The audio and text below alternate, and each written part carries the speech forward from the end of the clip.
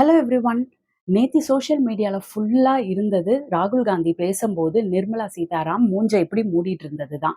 எதுக்காக நிர்மலா சீதாராம் மூஞ்ச மூடிட்டு இருந்தாங்க? ராகுல் காந்தி அப்படி என்னதான் 1 மணி நேரம் அசெம்பிளில பட்ஜெட்ட பத்தி பேசினாரு? அதுதான் நம்ம இன்னைக்கு குவிக் இன்ஃபோ பைட்ல பார்க்க போறோம். நேத்தி ஜூலை 29ஆம் தேதி ராகுல் காந்தி பட்ஜெட்ட பத்தி அசெம்பிளில பேசியிருக்காரு. அவர் ஏற்கனவே ஒரு ஸ்பீச்சும் பேசியிருக்கிறாரு. அத பத்தி நான் லிங்க் வந்து டிஸ்கிரிப்ஷன்ல போடுறேன். அதையும் பாருங்க. ஏன்னா அதுக்கும் இதுக்கும் நிறைய வந்து ஒற்றுமை இருக்கு. இந்த ஸ்பீச் வந்து அன்னைக்கு பேசின அந்த ஸ்பீச்சோட ஒரு கண்டினியூஷன் தான். இந்த ராகுல் காந்தியோடைய பட்ஜெட் ஸ்பீச் வந்து நம்ம பார்த்தோம் அப்படின்னா, இத வந்து 6 பார்ட்டா பிரிக்கலாம். அவர் என்னென்ன பேசுறாரு அப்படின்றது. நான் லாஸ்ட் டைம் சொன்ன மாதிரியே வந்து இது வந்து லாஸ்ட் டைம் அவர் பேசினதோடைய ஒரு கண்டினியூஷன் ஸ்பீச். அதாவது லாஸ்ட் டைம் வந்து அவர் சிவாவுடைய படத்த காமிச்சு நிறைய பேசியிருந்தாரு. இந்த தடவையும் வந்து நம்ம ஹிந்துயிசம் பத்தி பேசி அதோடைய ஒரு லிங்க் வந்து இதுலயும் இருக்கு. 2வதா வந்து லாஸ்ட் டைம் அவரு டரோ மத் டராவ் மத் அப்படின்னு ஒரு ஒரு ஸ்லோகன் சொல்லியிருந்தாரு. அதாவது யாரையுமே பயமுறுத்தாதீங்க, நீங்களும் பயப்படாதீங்க அப்படின்னு. அதோட கன்டினியூஷனும் வந்து இந்த இந்த ஒரு ஸ்பீச்ல வந்து இருக்கு. 3வது விஷயம் வந்து அவரு குரோனி கேபிட்டலிசம பத்தி பேசுறாரு. எப்படி ஒரு 2 பேர் மட்டும் வந்து இந்தியாவையே வந்து கண்ட்ரோல் பண்றாங்க அப்படின்ற விஷயத்த பத்தி பேசியிருக்கிறாரு. 4வது வந்து அ அவரு வந்து எப்படி வந்து அந்த அதாவது டீப் ஸ்டேட் பத்தி பேசுறாரு. எப்படி வந்து இந்த காமன் ஏஜென்சியான போலீஸு இல்ல ஒரு இடியா இருக்கட்டும், இந்த மாதிரி சிபிஐயா இருக்கட்டும், இந்த மாரி காமன் ஏஜென்சிஸ் வந்து எப்படி ஒரு மக்களுக்காக உழைக்காம, அவங்க எப்படி வந்து ஒரு குரூப் ஆஃப் பீப்பிள்க்காக உழைக்கிறாங்க அப்படின்றத பத்தி பேசியிருக்கிறாரு. 5வது விஷயம் வந்து காஸ்ட்டுக்கான சர்வே வந்து எவ்ளோ எவ்ளோ வந்து ரொம்ப இம்பார்ட்டன்ட். காஸ்ட் சென்சஸ் வந்து எவ்ளோ ரொம்ப ரொம்ப இம்பார்ட்டன்ட் அப்படின்றத பத்தி பேசுறாரு. அண்ட் லாஸ்ட்டா வந்து I think for the very first time Congress வந்து ரொம்ப ரொம்ப ஸ்ட்ராங்கா மிடில் கிளாஸ பத்தி பேசியிருக்கு.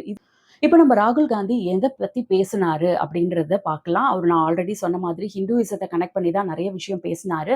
அவரு இதுல சக்ர வியூகத்த பத்தி பேசினாரு. எப்படி வந்து சக்ர வியூகத்துல சகுனியும் சகுனியோட சேர்ந்து இந்த 6 கௌரவர்களும் வந்து அபிமன்யுவ சென்ட்ரல்ல வச்சு எல்லா பக்கமும் அட்டாக் பண்ணாங்களோ இந்த சக்ர வியூகம் வச்சு, அதே மாதிரி வந்து காமன் பீப்பிள வந்து இவங்க வந்து இந்த கவர்ன்மெண்ட் வந்து அட்டாக் பண்ணுது. இந்த சக்ர வியூகத்த வந்து இன்னொன்னாவும் சொல்லலாம், பத்ம வியூகம்ன்னும் சொல்லலாம். பத்மம் அப்படின்னா வந்து லோட்டஸ் அண்ட் அதுதான் வந்து பிஜேபிய குறிக்குது. ஸோ இங்க அவர் என்ன சொல்றாருன்னா, சகுனியோட ஒரு 6 கௌரவர்கள் இருந்தாங்க இல்லையா? சகுனி, துரியோதனன் இவங்கெல்லாம் தான் இந்த சக்கர வியூகத்த வகுக்குறாங்க. இது யாரு அப்படின்னா, முதல் 2 பேர் வந்து மோடியும், அமித்ஷாவும். 2வதா வந்து ஆர்எஸ்எஸ் உடைய சீஃப் வந்து மோகன் அண்ட் 4வதா வந்து இவரு security advisor Ajith Dhawal and 5வது, 6வது யாரு அப்படின்னா, அம்பானியும், அதானியும். இவங்க இவங்க தான் 6 கௌரவர்களா வந்து இந்த சக்கரவியூகத்த வந்து வகுக்குறாங்க அப்படின்னு சொல்லும்போது, இவரு ஸ்பீக்கர் என்ன சொல்றாரு அப்படின்னா, ஹவுஸ்ல இல்லாதவங்க பேரெல்லாம் வந்து நீங்க மென்ஷன் பண்ணக்கூடாது. அது வந்து ஹவுஸ் ரூல்ஸ்க்கு வந்து அகெயின்ஸ்டா இருக்கு அப்படின்னு சொல்லும்போது, ராகுல் காந்தி என்ன சொல்றாரு, அப்ப நான் இவங்கள எப்படி தான் சொல்றது? இந்த பேர வந்து நான் சொல்லணும் மக்களுக்கு அப்படின்னா நான் எப்படி சொல்றது? ஸோ இந்த அதானியும், அம்பானியும் நான் இனிமே சொல்லும்போது A1, A2 அப்படின்னு சொல்றேன் அப்படின்னு சொன்னாரு. அதுதான் அவரு சொன்ன அந்த A1, A2 பத்தி. இன்னும் அடுத்தது அவர் அந்த சக்கரவியூகம் பத்தி சொல்லும்போது என்ன சொல்றாரு அப்படின்னா, இந்த சக்கரவியூகத்துல எப்படி அபிமன்யுவ எல்லா பக்கமும் அட்டாக் பண்றாங்களோ, அப்படிதான் வந்து இந்த 6 பேர் வந்து மக்கள எல்லா பக்கமும் அட்டாக் பண்றாங்க. இந்த அபிமன்யுவா யார் இருக்கிறாங்க அப்படின்னா, நம்ப ஃபார்மர்ஸ் இருக்காங்க. அதுக்கப்புறம் வந்து எம்எஸ்எம்இ அ அ எம்எஸ்எம்இ நடத்துறவங்க எல்லாம் இருக்கிறாங்க. அதுக்கப்புறம் வந்து ஸ்டூடண்ட்ஸ் இருக்காங்க. அதுக்கப்புறம் நம்ம காமன் மிடில் கிளாஸ் இருக்கிறாங்க. இவங்கலாம் தான் வந்து இந்த சென்டர்ல அட்டாக் பண்ணப்படுறவங்க. இவங்கலாம் இந்த சக்கரவியூகம் எப்படி வகுக்குறாங்க? என்ன மாதிரியா இவங்க வந்து இந்த 4, 5 பேர வந்து அட்டாக் பண்றாங்க அப்படின்னா, ஒரு மினிமம் செல்லிங் பிரைஸ் குடுக்காம ஃபார்மர்ஸ வந்து ரொம்ப கஷ்டப்படுத்துறாங்க. அதுக்கப்புறம் வந்து இந்த பேப்பர் லீக் இதெல்லாம் வரதுனால வந்து இந்த ஸ்டூடண்ட் கம்யூனிட்டியே வந்து ரொம்ப கஷ்டப்படுது. அண்ட் எஸ்பெஷலி வந்து மிடில் கிளாஸ்ல இருக்க ஸ்டூடண்ட் கம்யூனிட்டியால நெக்ஸ்ட் லெவல் ஆஃப் எஜுகேஷனுக்கு போகவே முடியல. காசு இருந்தா தான் படிக்க முடியும் அப்படின்ற ஒரு சிச்சுவேஷன நோக்கி போயிடுச்சு. இந்த இந்த ஜிஎஸ்டி, இந்த டாக்ஸ் இது எல்லாமே வந்து எம்எஸ்எம்இ செக்டரையே வந்து கழுத்த நெரிச்சு சாகடிச்சிட்டு இருக்கு. இது எல்லாமே வந்து ரொம்ப பெரிய தொழிலதிபர்களுக்கு தான் வந்து இந்த சிஸ்டம் எல்லாமே வேல பாக்குது. இந்த சின்ன சின்ன சிறு குறு தொழிலதிபர்களுக்கு இது எதுவுமே வந்து உதவுறதில்ல. அவங்க எல்லாமே அவங்களுடைய வணிகத்த க்ளோஸ் பண்ணிட்டு போற மாதிரி தான் இருக்கு அப்படின்னு சொல்றாரு. அண்ட் லாஸ்ட் அண்ட் ஃபைனலா என்ன சொல்றாரு அப்படின்னா, இந்த இந்த இப்ப இப்ப அவங்க அனௌன்ஸ் பண்ண பட்ஜெட்ல இந்த டாக்ஸேஷன் சிஸ்டமே வந்து மிடில் கிளாஸ் கம்யூனிட்டியே வந்து ரொம்ப ரொம்ப கஷ்டப்படுத்துது. இதிலிருந்து அவங்க வந்து வெளியவே வர முடியாத மாதிரி ரொம்ப கஷ்டம். ஒரு பக்கம் வந்து டாக்ஸிங் இருக்கு. இன்னொரு பக்கம் வந்து கேப்பிட்டல் கெயின்ஸு இந்த மாரி short term gain, long term gain வந்தா அதுக்கும் டாக்ஸ் இருக்கு. அவங்க வந்து அவங்க சம்பாதிக்கும்போதும் டாக்ஸ கட்டுறாங்க. எந்த ஒரு சர்விஸ யூஸ் பண்ணாலும் டாக்ஸ் கட்டுறாங்க. ஸோ இதுதான் வந்து சோசியல் மீடியால எல்லாரும் பட்ஜெட் வந்த பிறகு சொன்ன விஷயம் என்ன அப்டின்னா, நம்ப வந்து லண்டன் மாரி டாக்ஸ் கட்டுறோம். ஆனா நம்மளோட ஊரோட சர்விஸஸ் வந்து சூடான் மாதிரி இருக்கு. ஸோ அத தான் வந்து அவரு மேற்கோள் காட்டி வந்து இந்த இந்த கம்ப்ளீட் ஸ்ட்ரக்சர், இந்த கம்ப்ளீட் அவங்க கவர்ன்மெண்ட் எப்படி ஆப்பரேட் பண்றாங்க அப்படின்றத எல்லாத்தையுமே வந்து இந்த சக்கர வியூகம் மாதிரி சொல்றாரு. இது ஆன் டாப் ஆஃப் இட் இந்த காமனா செயல்பட வேண்டிய நெறைய ஏஜென்சிஸ் லைக் சிபிஐயா இருக்கட்டும், இந்த டாக்ஸ் ஏஜென்சிஸா இருக்கட்டும், அது இல்லாம ஈவன் போலீஸா இருக்கட்டும், கோர்ட்டா இருக்கட்டும், இது எல்லாமே காமனா செயல்பட வேண்டிய நெறைய ஏஜென்சிஸ். இந்த ஏஜென்சி எல்லாம் என்ன பண்றாங்க அப்படின்னா வந்து, இவங்க வந்து காமன் மென்னுக்கு டுவர்ட்ஸ் இல்லவே இல்ல. இவங்க எல்லாருமே வந்து பணக்காரர்களுக்காக வேலை பார்க்குறாங்க. சோ கால்ட் அங்க தான் வந்து அவரு டீப் ஸ்டேட்ட பத்தி பேசுறாரு. இந்த டீப் ஸ்டேட்னா என்னன்னா, இந்த எல்லா காமன் ஏஜென்சிஸ், இந்த என்டயர் கவர்ன்மென்ட்டே வந்து ஒரு செட் ஆஃப் பீப்பிள்க்காக வொர்க் பண்ணும். ஸோ கவர்ன்மெண்ட் வந்து 5 வருஷத்துல வந்து நம்ம வந்து எலெக்ட் பண்றோம். 5 வருஷம் இந்த கவர்ன்மெண்ட் இருக்கும். அடுத்த வருஷம் வந்து நம்ம வேற ஒருத்தருக்கு எலெக்ட் பண்ணா, வேற ஒரு கவர்ன்மெண்ட் வந்துரும். ஆனா இந்த டீப் ஸ்டேட்ன்னு ஒண்ணு ஃபார்ம் ஆயிடுச்சு அப்படின்னா, அந்த அந்த குரூப் ஆஃப் பீப்பிள் தான் வந்து எல்லாத்தையும் கண்ட்ரோல் பண்ணுவாங்க. கவர்ன்மெண்ட்டையும் கண்ட்ரோல் பண்ணுவாங்க. காமன் மேனுக்கு என்ன போய் சேரணும் அப்படின்றதையும் கண்ட்ரோல் பண்ணுவாங்க. ஸோ இந்த மாதிரி ஒரு விஷயம் வந்து உருவாயிட்டு இருக்கிறது. அப்பதான் வந்து அவர் வந்து A1, A2 அதானி, அம்பானிய பத்தியெல்லாம் பேசுறாரு. பேசிட்டு எல்லா விஷயங்களும் இவங்க 2 பேர் கட்டமைக்கிறபடி தான் வந்து நடக்குது அப்படின்றத பத்தி ரொம்ப ஸ்ட்ராங்கா பேசியிருக்காரு. இது எல்லாத்தையுமே சொல்லிட்டு அவரு வந்து இந்த அல்வா செரிமனிய பத்தி பேச ஆரம்பிக்கிறாரு. இந்த அல்வா செரிமனிய பத்தி பேசம்போது, அவரு அந்த ஃபோட்டோ அந்த அ இதுக்கு பட்ஜெட் செஷனுக்கு முன்னாடி ஃபினான்ஸ் மினிஸ்டரும் எல்லாரும் சேர்ந்து ஒரு அல்வா கிண்டி எல்லாருக்கும் குடுப்பாங்க. ஆஸ் அ கெஸ்சர் ஆஃப் ஒரு ஸ்வீட் குடுத்து ஆரம்பிக்கிற மாதிரி.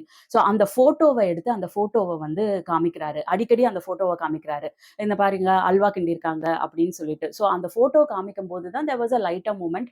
அந்த இவரு ஸ்பீக்கர் என்ன சொல்றாரு அப்படின்னா, இந்த மாரி ஃபோட்டோவெல்லாம் காமிக்கக்கூடாது நீங்க. செஷன்ல வந்து இந்த மாரி காமிக்கக்கூடாது அப்படின்றத ஏற்கனவே நாங்க வார்ன் பண்ணியிருக்கோம். நீங்க அத காமிக்காதீங்க அப்படின்ட்டு. அப்போ வந்து அவரு என்ன சொல்றாரு அப்படின்னா, இந்த அல்வா கிண்டும்போது ஒரு 20 பேர் கூட நிக்கிறாங்க. அந்த 20 பேர்ல ஒரு 2 பேர் தான் வந்து தாழ்த்தப்பட்ட சமுதாயமும், ஓபிசிய சேர்ந்தவங்களும். மிச்சவங்க யாருமே வந்து அதுல இல்ல. ஸோ இந்த தாழ்த்தப்பட்ட சமுதாயம், இந்த OBC and schedule cost and schedule tribes இவங்களுக்கெல்லாம் வந்து இவங்க கிண்டுற அல்வாவ கூட குடுக்க மாட்றாங்க. அந்த அளவுக்கான ரெப்ரசன்டேஷன் கூட கிடைக்க மாட்டுது. ஒரு அல்வா கூட அவங்களுக்கு கிடைக்க மாட்டுது. அதுக்கப்புறம் தான் மத்ததெல்லாம் அப்படின்னு ஒரு சர்க்காஸ்டிக்கா ஒரு ஒரு கமெண்ட் வைக்கிறாரு. அப்பதான் வந்து நிர்மலா சீதாராம் வந்து மூஞ்ச மூடிக்கிட்டு சிரிக்கிறாங்க. ஸோ இது வந்து ஒரு சர்க்காஸ்டிக்கா பேசின கமெண்ட்னா கூட எல்லாருமே என்ன சொல்றாங்க அப்படின்னா, அ இவங்க வந்து காங்கிரஸ் இந்த பட்ஜெட்ட படிக்கும்போது கூட வந்து அந்த 20 பேர்ல பெரிய ரெப்ரசன்டேஷன்லாம் இல்ல. ஸோ இப்போ மட்டும் எதுக்காக கேட்கிறாரு அப்படின்னா, அது வந்து ஒரு ஜஸ்ட் ஒரு சர்க்காஸ்டிக்கான கமெண்ட் தான். பட் ஆனா அவர் அதுல வந்து என்ன ஸ்பெசிஃபிக்கா சொல்ல வராரு அப்படின்னா, ஜஸ்ட் நாட் இந்த அல்வா கிடைக்கலன்றத பத்தி கிடையாது. பட் அவரு வந்து சொல்ல வந்த விஷயம் வந்து, இந்த காஸ்ட்‌க்கான சென்சஸ வந்து நம்ம எடுக்கணும். அப்பதான் வந்து எது யாருக்கு போய் சேருது, எது யாருக்கு எவ்ளோ வேணும் அப்படின்றது வந்து நம்பளுக்கே வந்து தெரியும். இந்த காஸ்ட் சென்சஸ எடுக்காம நம்ப போயிட்டே இருந்தோம் அப்படின்னா, எவ்வளோ பேர் இருக்காங்க, யாருக்கு ரிசர்வேஷன் தேவைப்படும், யாருக்கு என்ன குடுக்கணும் அப்படின்றத வந்து நம்ம பட்ஜெட்ல கரெக்ட்டா நம்பளால சொல்ல முடியாது அப்படின்றது தான் அதோடைய crux of the matter. So இதுதான் வந்து காங்கிரஸ் வந்து ரொம்ப நாளா வந்து சொல்லிக்கிட்டே வருது. நமக்கு வந்து ஒரு காஸ்ட்‌க்கான ஒரு சர்வே தேவ.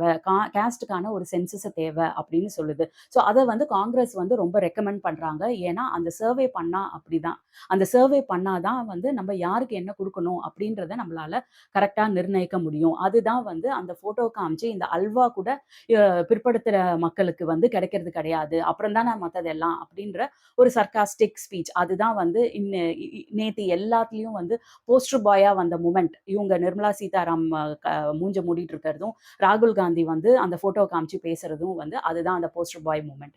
ஸோ இதெல்லாம் பேசிட்டு அதுக்கப்புறம் அவர் என்ன சொல்றாரு அப்படின்னா வந்து, இந்த கவர்மெண்ட்டும் இந்த 6 கௌரவர்கள் மாரி ஆக்ட் பண்ணிட்டு இருக்க மோடி, அமித்ஷாவுடைய குரூப்பும் என்ன பண்றாங்க அப்படின்னா வந்து ஒரு ஃபியர உண்டாக்குறாங்க மக்கள் மத்தியில. மக்கள் மத்தியில ஒரு வயலன்ஸ், ஒரு ஃபியர் இது எல்லாத்தையும் வந்து உருவாக்குறாங்க.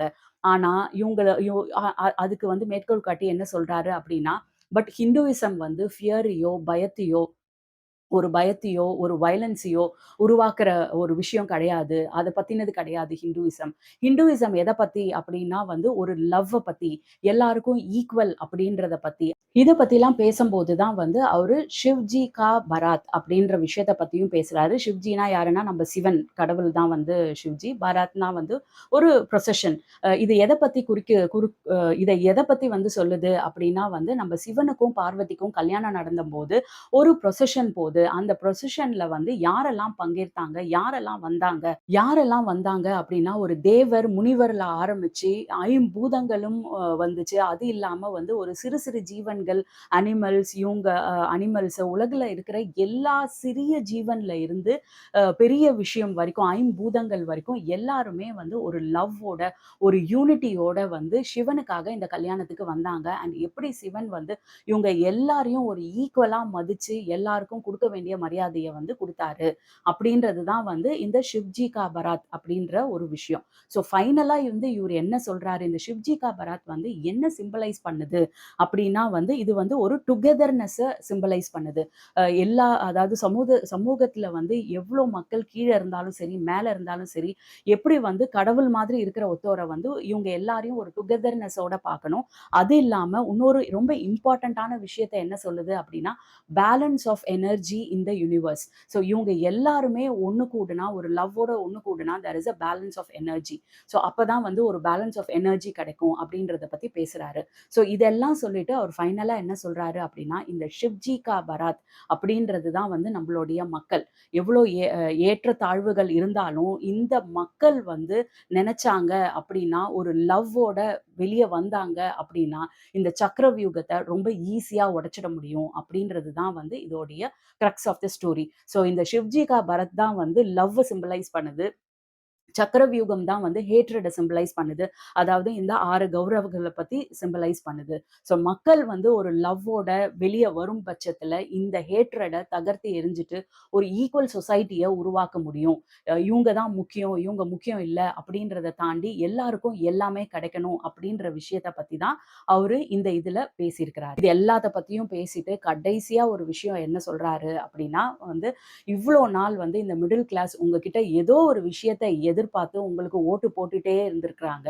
அவங்க வந்து உங்ககிட்ட இருந்து லீஸ்ட்டா எதிர்பார்த்த சில விஷயங்கள் கூட இந்த பட்ஜெட்ல நீங்க சாட்டிஸ்ஃபை பண்ணல. ஸோ இவ்ளோ நாள் உங்களுக்கு ஓட்டு போட்ட இந்த மிடில் கிளாஸ் மக்கள் வந்து இனிமே காங்கிரஸ தான் சப்போர்ட் பண்ணுவாங்க."